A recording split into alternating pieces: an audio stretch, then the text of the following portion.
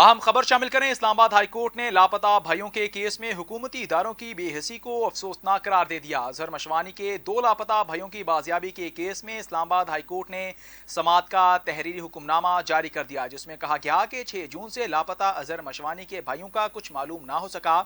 अदालत ने हुकूमती इदारों की बेबसी को अफसोसनाक करार दे दिया। जस्टिस मियां गुल हसन औरंगजेब ने एक सफ़े पर मुश्तमिल तहरीरी हुक्मनामा जारी किया, जिसमें कहा गया कि एडिशनल अटॉर्नी जनरल ने बताया कि तवक्को है कि अटॉर्नी जनरल इस मामले पर वज़ीर आज़म से मिलेंगे। हुकूमत की जानिब से अदालत के सामने कमज़ोर जवाब दिया गया।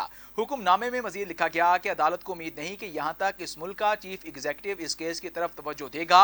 फरीकैन की तरफ से इस मामले में बेहसी अफसोसनाक है। दरख्वास्त गुजार वकील के जुज़वी दलाइल हो चुके हैं। आइंदा समाअत पर दस्तयाब बेंच के सामने केस मुकर्रर करेंगे। इस्लामाबाद हाई कोर्ट ने लापता भाइयों के केस में हुकूमती इदारों की बेहसी को अफसोसनाक करार दे दिया।